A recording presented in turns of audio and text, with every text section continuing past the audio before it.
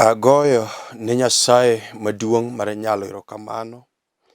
Nyasaye maratego mosechako timo ng'wono nyadichiel kendo mondo chako kela e Lolwe Tv ka kod okinyi e Jumapil mogik mar dwe mar aparni.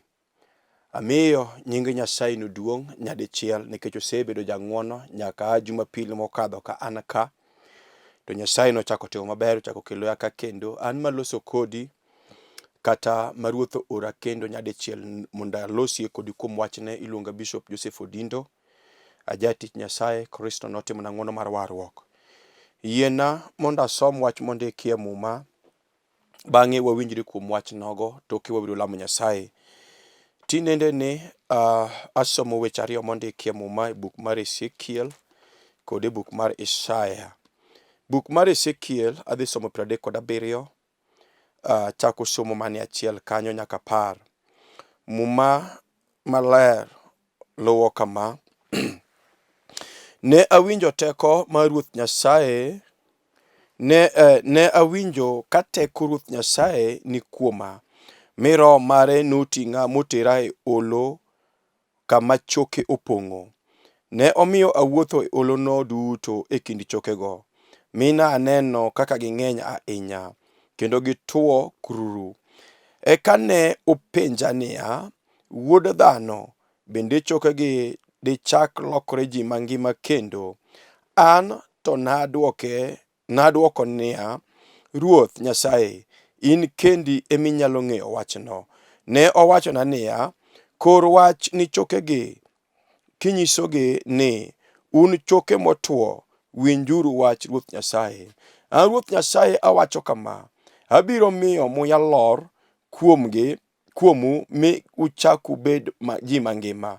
Abiro keto leche kuomu mi amiu ring'o kod pien. Eka anami muya donj kuomu mi uchak ubed ji mangima. Bang' mano unung'e ni an e Ruoth Nyasaye. Kuom mano nachako koro wach kaka nowachona. To kane oyudo awuoyo, ne apo kawinjo ka chogo riadore, ka chogo chako tudore kod nyawadgi. Kane arango chokego ne aneno ka leche gi ring'o kod pien oumogi, muya to ne giongego. Kare 9 mawacho, eka Ruoth Nyasaye nowachona niya, wuod dhano, kor wach ni yamo kinyise niya, Ruoth Nyasaye ochike mondo oa e tung piny 4 kokudho kuom joma othogi mondo gichak gibed mangima. Kare 10 maluwo, kuom mano ne akoro wach mana kaka osewachona. Eka muya nodonjo kuom joma othogo mi gidoko ji mangima kendo gichung' gi tiendegi. Ne gin ji mang'eny moromo bedo oganda lweny mang'ongo. Asomo Isaya 43 13 kende. Muma wacho, an Ruoth Nyasaye ma ok lokore nyaka chieng'. Gima amako onge ng'ama nyalo kawo, bende gima atimo onge ng'ama nyalo ketho. Kulwi mondo walam Kristo. Wuoro maler, Nyasaye maduong' mar nyalo, japuonj erokamano kod okinyi kendo en odiochieng' machielo japuonj miseloso. Ikela ka kaka tung' kendo ikela kaka jatichni. Kristo an bende abiro kayie wuoro maler mondo iti koda. Erokamano nikech oganda ni wuoro maler misemiyo ng'wono kendo moseloso winjo mondo winjo wach mise orago nikech gin. Jehova kawo ji duto akete lweti, chung'o koda wuoro maler. Nyingi mani koda teko oyud duong' kawuono kendo pila mana kuom yie. E nyingi maler man gi teko, nyingi nogo, nyingi Yesu Kristo nogo Ruodha. Amen. Agoyo ne Kristo mar warruok maduong' erokamano kod okinyi machielo ma Nyasaye mar polo oseloso kendo miyo ya. Okinyi ni ovo ora ka kod wach ma wachne madwa nalo ter kuom wech masomo. Bang'e ang' narad gi ng'ato moloso yie to ang' wanalamgo Nyasaye, to Nyasaye mose ora ang' notimne ng'wono. Ma e week mogik kata Jumapil mogik kata odiochieng' mogik e dweni. To Nyasaye no Jehova notimo na ng'wono mondo achak alosie kodi kachal ka gima waloko dwe manyien mar 11. Kech kawuono ni te odiochieng' mogik ma chal ka gima wakwanyo seche mondo wadonje dwe machielo. To Jehova ni ochako ora ka koketo wachne e chunya kendo keto wachne e lewa mondo agoye kodi mbaka.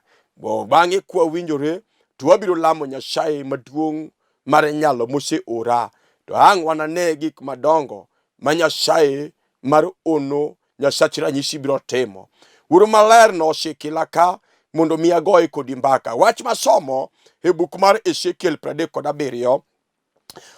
Ezekiel ma wuod Mbusi wacho kaka Roho Maler kata teko mar Nyasaye nogore kuome, eka Roho Maler nokawe. Apako Yesu Kristo ma Nazaret. Muma Maler wacho niya, Ezekiel wacho niya, ni nawinjo ka teko mar Ruoth Nyasaye ni kuoma, mi Roho mare nokawa mi notera e holo kata mtaro mar choke motuo. Teka Roho nomiya wuotho kanyo duto manapo kaneno ka choke motuo nopong'o kanyo. Teka nawinjo dwond Nyasaye ka penja niya, to wuod dhano, bende choke mineno kotuogo be nyalo chako bedo mangima kendo? To mumoluwo ni Ezekiel ma nyathi Mbusi dwoko Nyasaye niya, Ruoth Nyasaye an okang'eyo, mano wach ma in iwuon minyalo ng'eyo. To eka Nyasaye chako kone niya, iwinjo Ezekiel, koro wach ne chokego kikonogi niya, un choke motuo, winjuru wach Nyasaye. To Muma Maler wacho ni Ezekiel notimo mana kaka nochike, mi choke, mumoluwo niya, mi choke noriadore. Choke noriadore, ma chogo ka chogo nomanyo chogo wadgi, magi tudore magi bedo dhano, ma leche nodonjo kuomgi kod ring'o. Kata kamano muya to ne onge kuomgi, chal kagima ne gin jok makoro chalo jomotho, kech ne gin kod ring'o, leche bende ni kuomgi. Kata kamano ok ne ginyal wuotho, kata loso bende ok ne ginyal loso. Teka Nyasaye ochako loso kod Ezekiel ma nyathi Mbusi, to kone niya, iwinjo Ezekiel, kor wach ne yamo kikonyo ni Nyasaye owacho ni mondo wuogi tung pinje 4 ka uchomo jomothogi mondo jogi obed mangima. To Ezekiel ochako timo mana kaka Ruoth owachone. Amiyo Nyasaye mar duong' mar nyalo erokamano. Ezekiel otimo kaka Ruoth owachone, to kano timo kamano to ang' owinjo ka muya wuok e tung piny kundi 4, ka muya ochomo joko manotho moriere piny. Teka muya nodonjo kuomgi ma jogi nochungo kod tendgi. Mumoluwo ni negibedo oganda mang'ongo moromo bedo jolweny mang'ongo. Muma Maler wacho niya, negichungo magibedo piny. To mano e wach madwana lusi kudu kinyi sani, nikech mano e wach ma Kristo orago.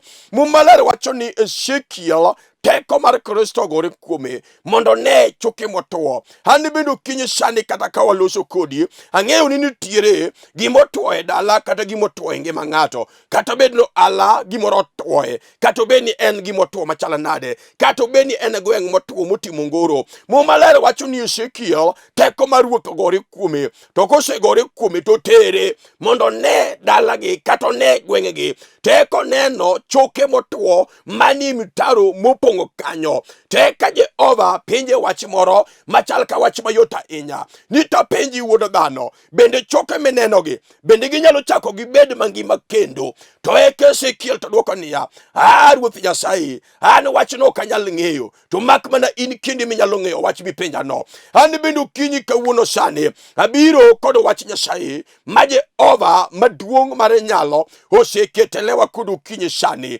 Jehova oseketo wachne e chunya mondo agoye kodi mbaka kuom wach masomo. Mang'e to wabiro lamo Nyasaye maduong' mar nyalo mar warruok, Jehova maduong' mar ono, Nyasaye maduong' ma bade otimo teko, bade otimo chuma. Iluongo Yesu ma ruodh Galili. Ukinyi ni ok ang'eyo gima ng'ato neno kudu kinyi sani. Ok ang'eyo gima ng'ato neno kata kama utiye, kata kama odakie, kata kama ukende, kata kama ukendi. Muma Maler wacho ni Ezekiel, Muma Maler wacho ni ka Jehova oting'e kata ka Roho Maler oting'e, to notere olo mar chogo motuo moneno kaka choke otuo. To Muma Maler wacho ni Jehova ang' openjo Ezekiel ni to bende chokegi nyalo bedo mangima kendo? Wan gi ji mang'eny manoserango ngimagi magineno ka ngimagi otuo, maonge kod geno, maonge gima ber manyalo timore e ngimagi. To kawuono abiro kod Nyasaye ka Ruoth oketo wachne e lewa, kapok wadonjo dwe mar 11. Jehova penjo niya, to gimineno ka tuo e ngimani no,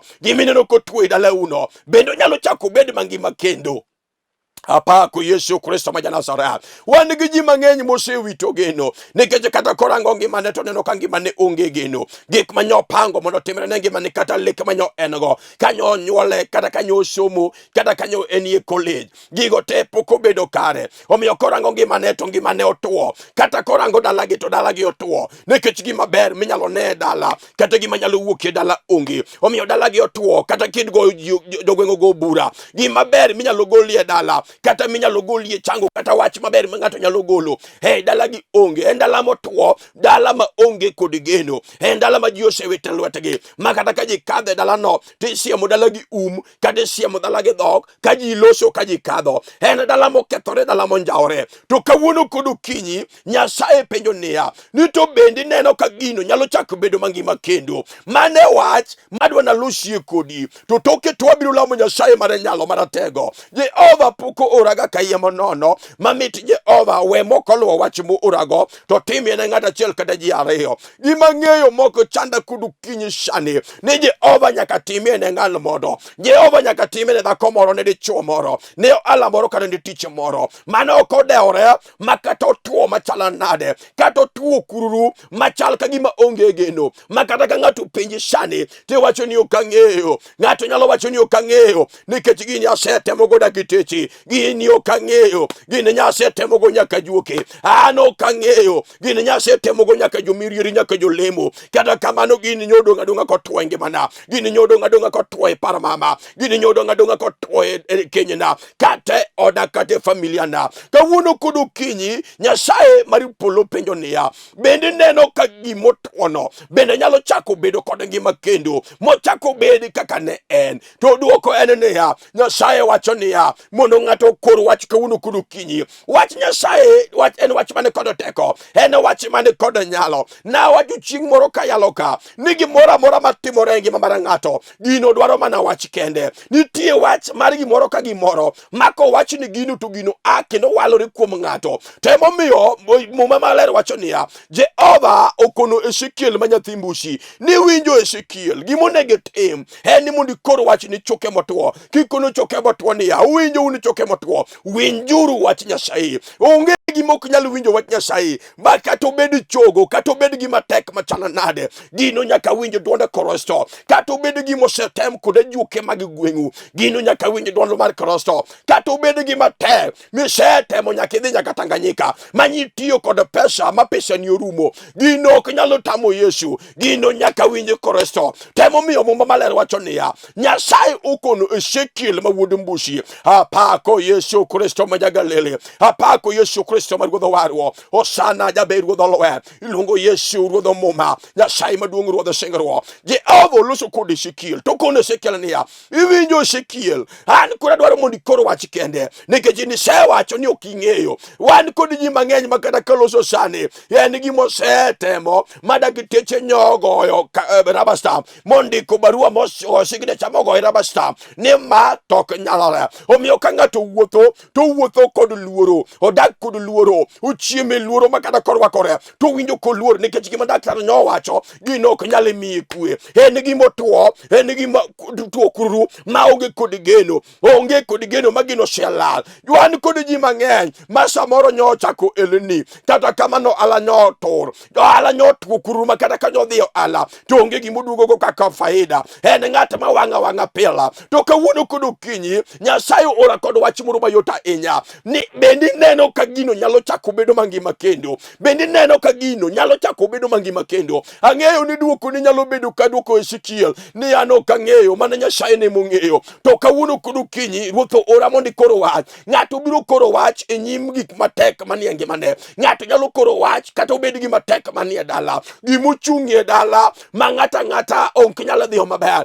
En gimochung' dier dala ma kata ot mwalo gino chung'ie, kibiro ot malo gino chung'ie, ochung' nyaka kuom nyithindo ma gima ber minyalo ne onge. Kawuono kod okinyi ka ng'ato koro wach ne gima timo ngimane okinyi sani amiyo Yesu ma Galili, osana jal maratego, jal manomaka Yesu, jal mose ora miyo go tuo. Okinyi sani ka ng'ato ang'ono koro wach ne gima time, gimosetemo, gimosewuotho. Ng'eni wan gi ji mang'eny mosewuotho adiera kuom gima timogi E buk mar Ngeche muma luwo niya, nigi malit ne chuny ng'ato jalo wuon kende mong'eyo, ng'at machielo to ok nyalo ng'eyo. Temo miyo kawuono ni kod okinyi wan gi Nyasaye ma ng'ato nyalo koro wach, ng'ato nyalo koro wach ka kono gima time niya, kokinyi sani in tuo mosetuoya masetemo mosechamo pesana momiya dong' ng'at modhier jala mocha, nyaka jok majara gin jok mokonego jara. Kawuono nyaka uwinj duond Nyasaye mondo uweru koda e nying Yesu Kristo. Onge gima osetamo Nyasachwa. Nyasachwa en Nyasaye manyalo, en Nyasaye matiyo kende, ok odwar ng'at makonye tich.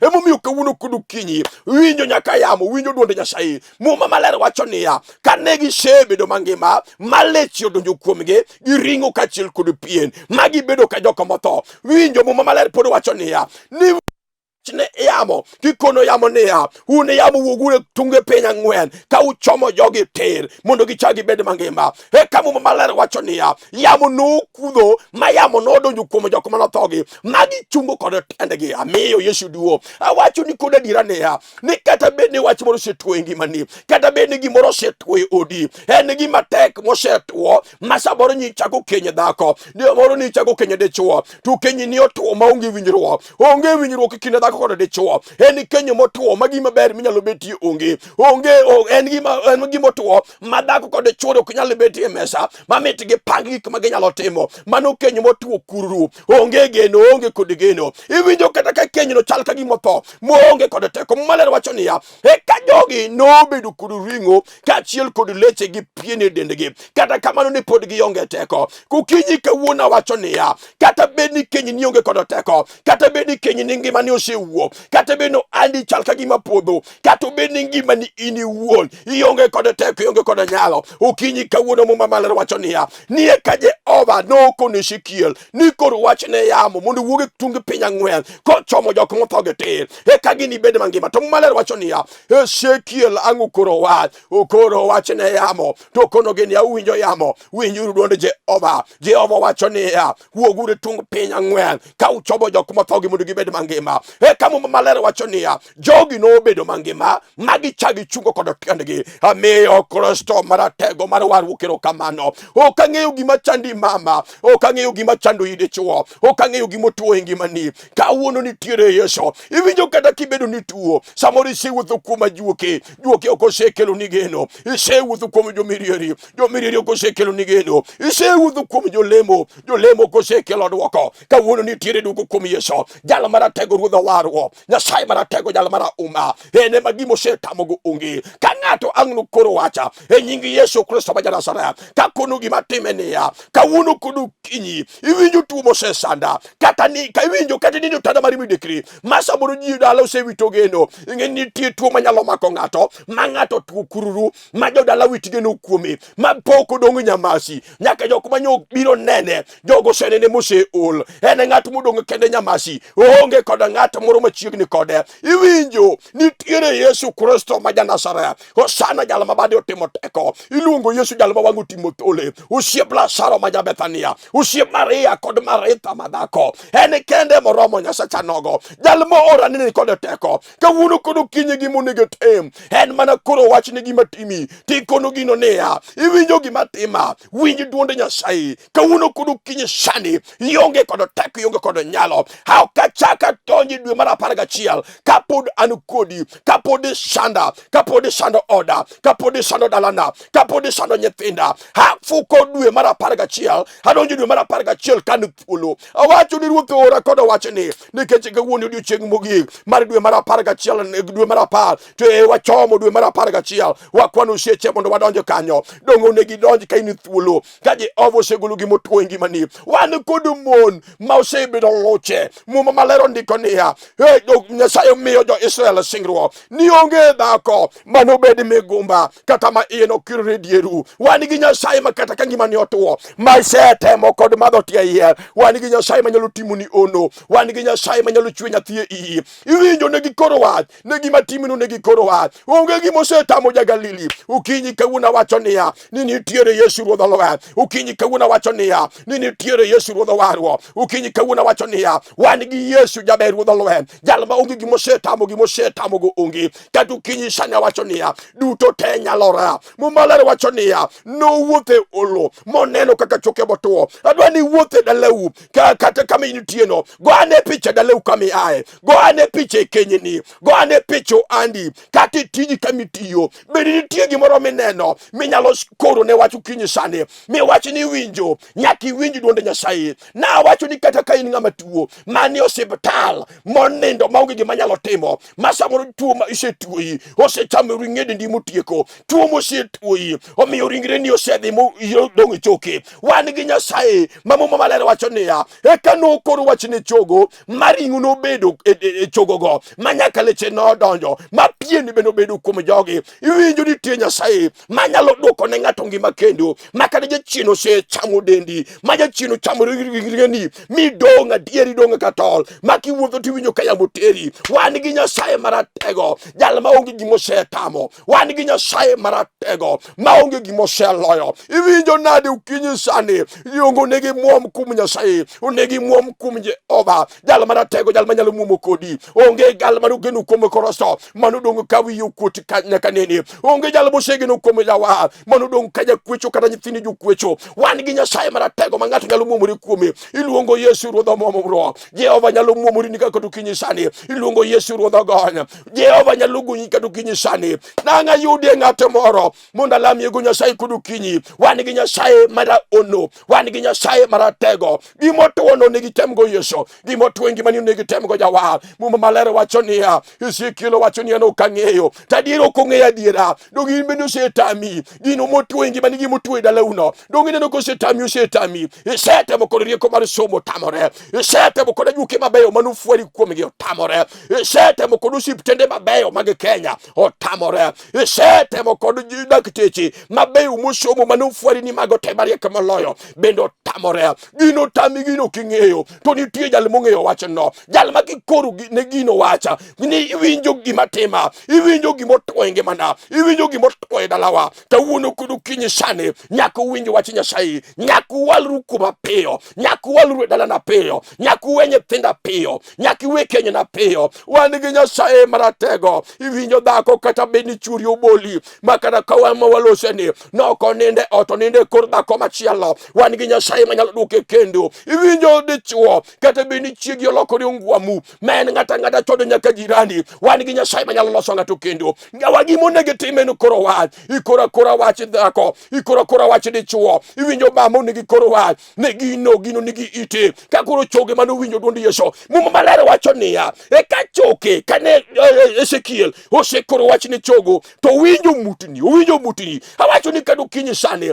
ng'ato ang'no winjo mutni maduong' ka oserwa kuom Yesu. Muma Maler wacho niya no winjo mutni ka chogo manyo chogo wadgi mondo gichomre mondo gilosre dhano. Ukinyi wacho niya kata beni en gima nyose kethore mowuore ma onge geno, Jehova biro lose kendo. Kisekoro wach miyie kuom Kristo, Jehova biro lose kendo. Kata kene gima okethore magino nyose wuok kuomi, kata beni en gima osekethore ma jogweng' nyose losi, manyuola bende nyose losi, nyogi goe mbaka ka gimadho chai. Ukinyi kawuono wacho niya duto te nyalo kuom Kristo. Ibiro winjo butni mar Yesu, ibiro winjo teko mar Jehova Nyasaye maratego mar nyalo kabiro timo gino kawuono kod ukinyi sani. Gima osetamo Nyasacha onge, gima osetamo Kristo mar warruok onge. Omiyo kado ukinyi sani duto biro nyalore anyala. Jachien ong'eyo malong'o ni ok onyal. Onge gima osetamo Nyasaye. Muma Maler mana somo mar 2 e buk mar Isaya 43 Muma wacho ni an Ruoth Nyasaye ma ok lokre nyaka chieng'. Gima mako onge ng'ama nyalo kawo, bende gima setimo onge ng'at manyalo ketho. Awacho ni kod ukinyi sani ni gima Jehova timo ma ong'no timi ngimani ukinyi sani. Jehova kotimo gimoro ka ng'ayude dhako moro manyalo koro wach ne gima time mo wach ni winjo gima tima ukinyi sani nyaka winjo wa Jehova. Ise sanda moro misechamo mwanduna, ise miyo ji ochaye nyaka jok moko nego chaya. Isemiyo juoke osechamo mwandu na mutieko. Isemiyo jomirieri nyocha mo pesa na mutieko. Ma dong nono kode lweta ka fwayo. Kawuono nyaki winji duondo Kristo. Muma malere wacho niya ni en Nyasaye mok lokore nyaka chieng. Wan gi Nyasaye mok lokore, wan gi nyiseche ma lokore ma moko nyodhi kuomgi kata kamano nyogi wuok e lwetgi ka gifwayo nikech nyiseche go gin nyiseche ma lokore. Wan gi nyiseche moko minyalo timnegi karabati miyudo ka bad Nyasaye ma nyojogo lamo otori timo ne karabati. Wan gi Nyasaye mok lokore, en jal mano chweyo polo kod piny, en jal mano chweyo gik moko duto mwaneno. Iluongo Nyasache mwandu, jal moting'o fedha gi dhahabu e lwete. Iluongo Nyasaye maratego, jal marauma, jal maliech kod chunglo chamo mwandi. Iwinjo Nyasaye no mumalero wacho niya an ye Nyasaye mok lokore, an Nyasaye mok lokore. Ni gima mako onge ng'ama nyalo kawo gima Nyasache omako. Komako dhako, komako kenyino kata kawuono, Jehova komako tiji, komako andi, to onge ng'at manyalo ketho. Gibeda yuke magadala, onge nyalo ketho gima Jehova mako. Muma maler wacho niya an Nyasaye kamako gimoro to ng'at manyalo gole lweta onge. Gimomiyo ji osegolo oale lweti nyaka tich ke yudo tigole lweti nikech gino Jehova pok omako, gino pok iketo ge lweti Nyasaye. To muma maler wacho niya an Nyasaye mok lokore nyaka chieng. To gimora mora mamako ng'at manyalo kawe lweta onge. Kawuono dongo negi koro wach mondo ibed thuolo tibed thuolo chutho nikech ka Jehova oseketi thuolo obed ajuoka mag dalau jogo ok nyal golo gini lweti, obed jomirieri mag dala jogo ok nyal golo gimone lweti. To maler wacho niya bende gima timo onge ng'at madikethi. Awacho gokinyi niya ni Jehova kotimo ne ng'ato gimoro kata okinyi sani ka Nyasaye otimoni kiloso yie ma kuom Yesu ma Jehova otimoni sani, awacho ni kod adiera kaka jati Nyasaye ne jal manyalo ketho gino onge. Obedo ala ng'at mabiro ketho andi onge, obedo tich ng'at mabiro ketho tiji onge, obedo keny ng'at mabiro ketho kenyni onge. Beni sewuotho kuom keny Jehova nitie, jal ma koketo gimoro e lwete to onge ng'at manyalo kawo. Jehova ma koloso gimoro ng'at manyalo ketho onge. Okinyi sani onego alamie kod ng'ato mondo wawinj teko mar Nyasaye mar ono katimo gik madongo ne ngima mar ng'ato. Ok ang'eyo kiseloso yie mama, ok ang'eyo kiseloso yie dichuo, onego alamie kod Nyasaye mar nyalo, jal ma muma maler wacho niya an Nyasaye mok lokore nyaka chieng. Ng'at ka timo gimoro ng'at manyalo ketho onge, gima mako bende ng'at manyalo golo lweta onge. Wan gi Nyasaye nogo, jal maratego, jal marauma no, ene moseora TV ka okinyi mondo Jehova otimni ng'wono. Ok ang'eyo ka nitie jal moseloso yie mondo alamego Nyasaye moseora ka mondo wamufuk dweni ka wadhi dwe machielo ka wan kod Kristo maratego, jal malich mapok olo. Ok ang'eyo kiseloso yie mama, nyako bendi winjo kiseloso yie, kijana bendi winjo kiseloso yie kuom gimotuo manie nyimi midwa mondo Jehova otimni ng'wono. Yie mondo lam kodi Nyasaye mondo wane teko mar nyalo mar bade.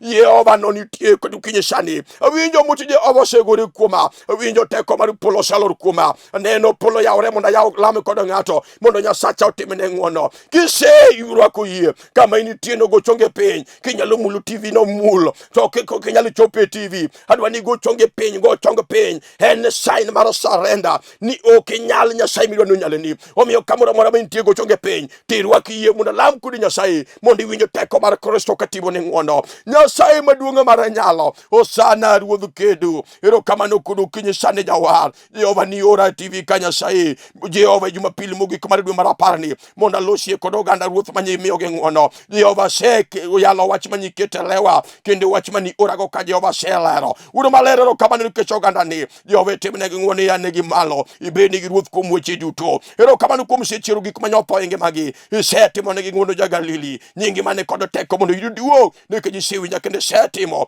mana kuom yie nying Yesu Kristo no Ruodhwa. Amen. Agoyo ne Nyasaye maduong' mar nyalo erokamano. Bed kod yie ma onge kiawa mondiko ne jal madhi ir Nyasaye maduong' moloyo.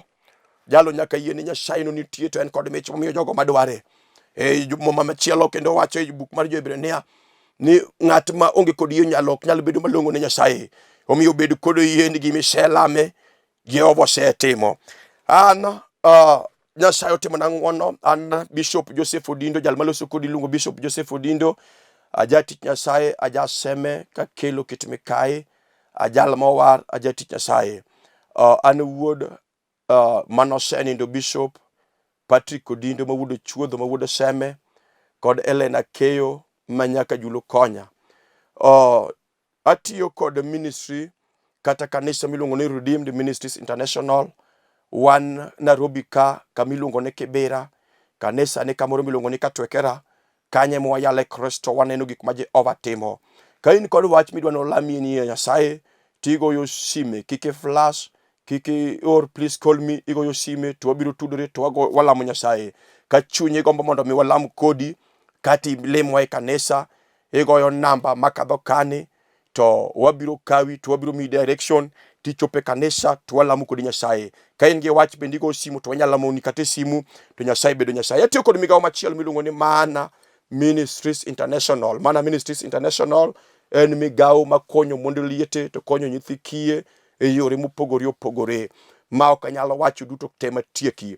Kidwa yudo Mana Ministries International, tidhi e YouTube, iluongo gi ni Missions of Mana. YouTube Missions of Mana, Facebook and Mana Ministries International. Facebook Mana Ministries International. Email kidwa ni tudri kodgi e yor mbui, timanyo manaoffice@yahoo.com. manaoffice@yahoo.com. Email to namba gi mar simu en 0718 93182 0718 93182. Nyasaye mondo gwedhu, Jehova ting'u malo. Anasekendo, an kod dhako iluongo Karen Akinyi Manyagem. Nyasaye ogwedhe ka ne piny Kibera kanyo konyo tiyo tich Nyasaye. Pastor wa marwa iluongo Collins Obul ma wuod Alego, Jehova ogwedhe. Kanisa machielo mar Siranga, pastor makanyo iluongo ni Eric Odhiambo manyathi weke, Jehova ogwedhe kaachiel kod chiege ma Eunice, Jehova timnegi ng'wono. Nyasaye ogwedhu nyaka Jumapil manyien. Shalom. Amen.